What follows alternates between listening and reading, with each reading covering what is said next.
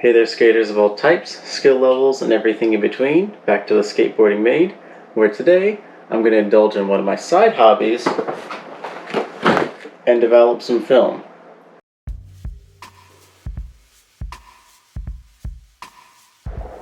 Now, like I said earlier, I'm going to try and develop some film. I really do love photography.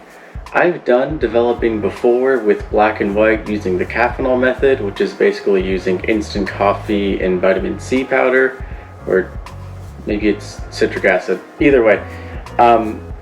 Point is, I do really love photography, and while this is definitely just a side piece I wanted to make as a passion project, photography really does lead into skateboarding.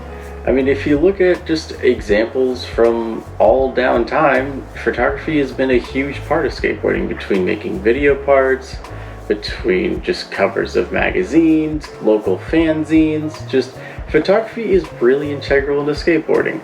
And I really love film photography. I want to try and keep the format alive, and I have never done developing on color film, so I'm going to try that today using this kit here. This is the Cinestill Duo Film Processing Kit. This isn't a sponsor, but this is just something that I picked up because, from what I'm aware, this has everything you need to start, because I know that color film, which I'll get into details a little bit later on, requires to have regulated temperatures when you're developing. You need more specific chemicals, measuring, things like that. Which, while that is true of black and white film, just the regulations make this kit better, because this kit is going to include everything that you need. Let me go ahead and break down what is inside this kit. So in this kit, we have our developing powders, a Jobo film developing tank, 2 containers for you to put the film developing chemicals in once they are properly mixed. It is very important to label these and not cross-contaminate. I will get into that later. 2 beakers for measuring and mixing, another container for some of your chemicals, and lastly, but not least, the temperature regulating unit. There is debate as to if this is just kind of a fancy sous vide, or if it's kind of their own kind of design based on something like that. But the point is, this is just going to keep all the liquids in a water bath at a regulated temperature, so that when you develop it, you can have a good final result. Now, there's a few things that don't come with the kit, but it might be worth getting them as well, just for safety measures, sort of, such as a 16-gallon quart, just to kind of keep everything in together. So basically, with this, you can kind of just keep all your chemicals and your developing tank in a pool of water. That way you can just have the sous vide on the side and keep everything as a constant temperature. Even though development times aren't too long, it does help to just keep them regulated in a water bath. So it is good to just invest in a tank like this. And along with that, you are going to want a thermometer. Just something so you can keep an eye on the temperature of the actual chemicals before you start using them. Just because your water is at, say, 102 degrees Fahrenheit, does not mean that your chemicals are going to be up to that temperature when the water is. So it is good to regulate that and make sure everything is constant, because these are demanding to have precise temperatures. One of the last things you might want is a jug of pure distilled water. You want to make sure that it's distilled water so that you don't get any kind of contaminants that might mess with the chemicals. But apart from that, that's going to be about everything that you need. So the first step in developing is to get the chemicals ready. Now, I was looking at these a little bit closer, and there actually is the black and whites and the color kit separately, which actually works out because I have some really old rolls of black and white that I got from an estate sale. I don't think I'm going to do that today. I'm just going to focus on the color, the C41 today, but in the future I might share some results if I try out the black and white. But today we're just going to focus on developing with the C41, which is your chemicals for color film. Now, you might not be using the Cinestill, you might be using something else, but regardless of what chemicals you're going to be using for home development, make sure that you follow the instructions very closely. These are very precise things. This is for making 1 liter, and it does have a link on the website for their exact measurements there, but just follow the manufacturer recommendations for measuring and such. But we'll get into how to mix it and stuff in this video, just maybe not measuring the actual amounts that you need. So let's see what we got inside the bag here. So we got the developing bath, part A of the Blix, bleach and fix, which is the end step, part B of Blix, which is bleach and fix, and then you got some instructions right here. Do be aware, some kits are going to have bleach and fix together, which is Blix, and then some have the bleach and the fixing chemical separate, and that's just its own step. So for the purpose of this video, I am going to assume that you at least got the C41 Cinestill developing kit alongside with the TCS 1000, just to make everything simple. If not, again, follow it according to whatever instructions you got from whatever developer you got, whether that be from Cinestill, something like Flickfilm, whatever you got, just make sure you follow the instructions as per the package. For the Cinestill, it is actually labeled in a 3-step process. We have bag number 1, bag number 2, and bag number 3. Bag number 1 is the actual developer, and so we're going to start by taking a jug and putting 600 to 700 milliliters of distilled water inside. And then when you get your water measured out, you're going to add in the TCS 1000, and you're going to go ahead and start circulating the water. The instructions say to do it at around 100 degrees or so that's just what I'm going to set it to. And then when the water gets up to temperature, you're going to add your developer. So just go ahead and just sprinkle that in while it is circulating. It does have to be running.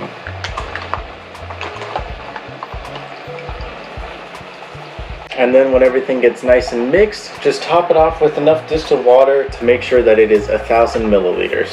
And when everything is mixed, go ahead and put this into your first bottle and make sure that you label it as your developer. You do not want to cross your chemicals. I'm just marking mine as CD for color developer, and I'm also going to write 1 so that I know it's the first step. So one thing you absolutely do not want to forget is after you mix your first batch of chemicals with the TCS 1000 is that you do want to rinse it. You can do that by running 2 cycles of 1000 milliliters of water, just, distilled water, just to clean it out and make sure that there isn't any traces of the chemicals afterwards. So just go ahead and rinse it out twice, and then we'll move on to mixing up the second batch. The process for mixing the second part is mostly the same, but a little bit different. So you're going to start again by adding about 600 to 700 milliliters of water into your pitcher, and then when you got that added, go ahead and start the circulation again, and then go ahead and add part A of your Blix solution. Make sure that it is part A, and then when everything is mixed, go ahead and set your little guy aside and put the first part into your storage container for now. You are then going to add part B of your solution into the bottle. Be aware this is going to create a hot chemical reaction, so try and juggle it between the bottle and the pitcher if you can to try and avoid heat congregating into one spot. And then when everything is settled, you are going to, as before, go ahead, put everything back into the pitcher.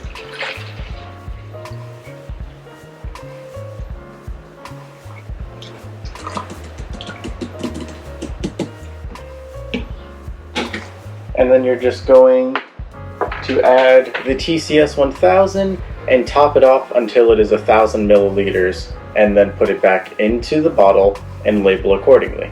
And of course, be sure to thoroughly rinse your tools and equipment again. We don't want any kind of cross-contamination if we ever do this again, and it's just good practice to keep everything clean. But that aside, congratulations, you just made your developing chemicals.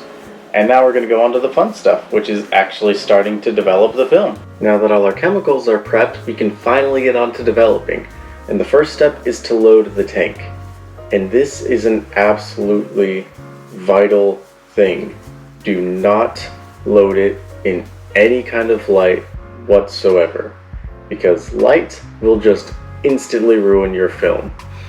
You know, sometimes you see in TV shows that you can use a red light. That's for a completely different thing that has nothing to do with developing raw film itself. If you expose the film to any light whatsoever, it will ruin your shot.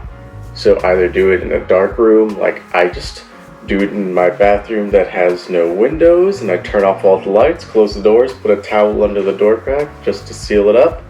You can use a changing bag that's light tight, but do not expose it to light whatsoever. Loading the tank is simple enough. I'm just going to use some extra film that I have, but I'm going to put up an example of how it looks when you're just loading the film onto the tank, just so you can kind of see that close up. But it's actually a very simple process to do. So you're going to start by just opening up the tank. This one kind of just snaps open. A lot of other ones will twist open. I do like those ones more. But you're just going to go ahead and open up the tank, and then you're going to see the two white reels that are attached by a plastic rod. Just go ahead and take those out, and then you can start by loading the film. This will be in the dark, so you have to feel for it, but there are two notches in the reels that are made to kind of feed the film into. You can see them right here, but when you find them, just go ahead and kind of try your best to feed the film through both notches. It may be a little bit hard to do, but you'll feel it catch. And then you can just go ahead and rock the film back and forward, and it should start to feed onto the reel like so.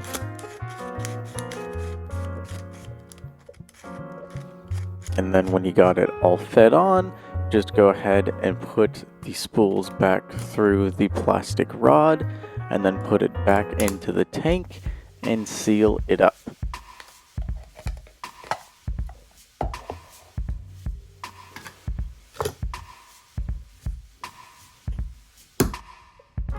And then you can turn on the lights and get back to developing. And now that your film is safely loaded into your developing tank, we can finally get to the moment that we have all been waiting for: developing. So you're going to want to start by filling this with enough water so that all the chemicals stay submerged, so that you can regulate the temperature. Alright, and now that that's done, we can go ahead and just get everything put in. So you can put in your little tanks of chemical, first chemical, second chemical, add in your developing tank. This might float a little, so you might kind of have to finagle it a little bit. I'm just keeping it held down with a carton of tomato soup. And then finally, your little temperature regulator, and make sure that you set it according to the instructions. This might take a while to heat up, so give it like 10 minutes just to make sure that everything heats evenly. And then again, monitor the chemical temperature using a thermometer. Don't just go based on the fact that the water is at temperature. You do want to measure the actual temperature of your chemicals. And now that everything is up to temperature, we can finally get on with processing the film. So we're going to start by filling the tank with chemical 1 and then agitating it for the amount of time in the instructions.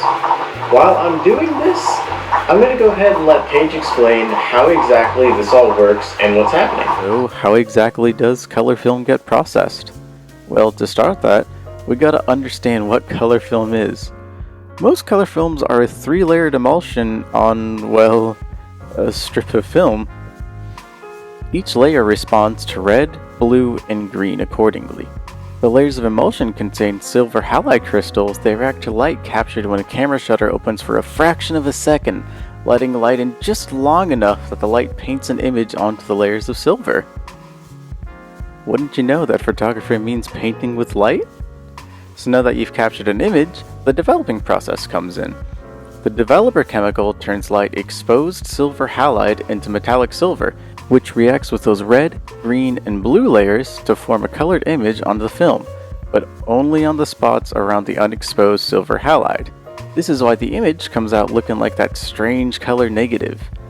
Then the bleaching process will convert the metallic silver back into silver halide, and the fixing stage will rinse away the silver halide, only leaving the dyes. This is why cross-contaminating chemicals is so lethal to your film developing. And why you really gotta stay on top of things. So now that we've learned our fact for the day, let's check back in on Lance. And that's it. You might notice a little bit of an outfit change. That's because this lid actually popped open when I was finishing up and it got all over me, so I had to change my clothes, throw them in the wash. But This should be all done developing now. It's gone through its developing, its stopping cycle, and then the rinse cycle. So normally now you're just going to hang it up to dry. I am going to take a look at it just really quick, give it a little peek. Do be aware you generally don't want to handle film with just your hands, but you only live once. Either way, let's go ahead and see if we got film.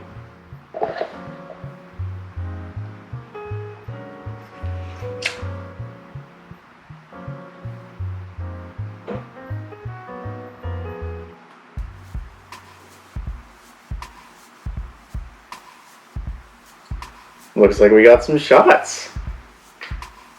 How about that?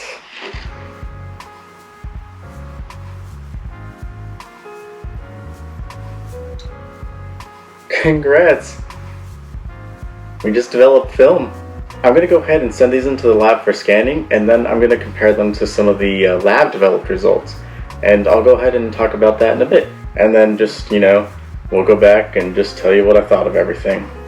Okay, it's been a few days. I got the scans back, and I'm going to go ahead and put up just some of the ones first that I originally got developed and scanned at the lab. I'm just going to put a few, example pictures up here on the screen. And as you can see, it's all pretty good. It looks really clean. The colors really pop in some of the photos. The film stock that I used was the Fujifilm 400 Superior for both test results, both the ones that were lab developed and home developed. And I'm now going to put on a few of the ones that I developed at home on the screen as well.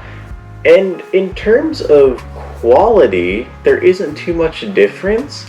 You can see in some of them the issues that you can run into with home developing, namely there are water spots on some of the images. I'll kind of, point those out here. There are ways to circumvent that. You can get a bit of a finishing rinse chemical that will add a bit of a protective coating for dust and can help with water spots. Of course, another thing to do is to just rinse it in distilled water. While I do that, the water down here in Arizona does tend to be a little bit hard, so water spots are a little bit finicky. And you can also do something like wipe it down with a special kind of cloth, disposable wipe. I don't remember what they are right off the top of my head. I do know that they're like a scientific rated wipe. I'll probably throw a picture on the screen after this in post so that you guys see what it is. But apart from that, just in terms of the quality, it is actually very comparable to just lab developing. It's all just a matter of chemicals and such. Granted, you may have a few different results if you develop it for a different amount of time, if you don't keep track of your developing cycles, because if you do reuse the chemicals, you are going to want to keep track of that because it does become less potent as you use them, of course. So do keep track of how many rolls you've developed, and when you've hit the recommended maximum, do buy new chemicals. But those things aside, there isn't too much a dip in quality or anything like that. Just the only thing to be aware of, again, is just the risk of water spots or any kind of dust or static that might get on your film when you're letting it dry. But if you do keep those things into mind and just, factor it in accordingly, then honestly you should be fine. It just comes down to that at a matter of scanning, which I'd send them off to a lab. I don't have any kind of good DSLR for home scanning, and I don't have a flatbed scanner yet. I would love to get one in the future, but at the moment, just in terms of just the sheer quality of images compared to lab developed and home developed, I can't really notice a difference. Maybe if you got a better eye for this you can, but for me, I think it looks pretty good. But that's the video. Hope you had some fun, hope you learned something, and if you try it for yourself, let me know how it goes. I would love to see some of your guys' photos or anything like that. So some closing thoughts I was thinking about is the Cinestill kit itself I actually did really like. I thought that the temperature regulator was pretty easy to navigate and work with. It took a little bit of getting used to at first just because I was completely brand new to it, and making a video alongside figuring it out, but it's honestly super easy to pick up. One other thing that I would complain about is the developing tank. The jumbo one, I just thought the lid popped open pretty easy. It got on me the first time around when I was working with it. The second time when I did this, I kind of learned to sort of burp the tank, so to speak, because it's got just a pressure fit lid, and when you're using kind of hotter water, hotter chemicals, I guess sometimes, the gas can build up a little bit and it can pop open, and then if it does, it'll spill out. So I'd say either go for a different tank, or after you're doing the inversion cycles, go ahead and pop it open once or twice just to let the hot air escape. But those things aside, honestly, I thought the kit was fine. Of course, Cinestill isn't your only option. You can go to plenty of other places. I know that Flick Film does, but I also know they're pretty based in Canada, so if you're in the US, Cinestill might be an easier option. But apart from that, I don't have too many complaints with the kit itself. I thought it was all pretty good. And just a bit of a note, I got this kit for, I believe, around $210 or so. It was on sale, which does seem like a bit of an upfront cost. But when you break down the fact that you're also getting all the equipment to develop the film, and then the chemicals as well, this one actually had both black and white and color developing. I wasn't aware of that, at first anyways. But knowing that it comes with all that, and then you're just gonna have to keep on buying the chemicals, when that runs out, those are only 25 bucks or so, it actually kind of does save you a lot of money in the long run. For example, my lab costs $15 to do developing and scanning, so that's still saving you about $7 per roll. And then if you get to do that, say 8 times per roll, then you're looking at doing that at around $48 per roll. Whereas if you just do it at home, then you're looking at about $25, and that is a pretty big difference as long as you're willing to sacrifice about 20-30 minutes of your time after all the chemicals have heated up. But just some closing thoughts I wanted to give. If you have any other questions, let me know in the comments. I'll try to answer them if I can.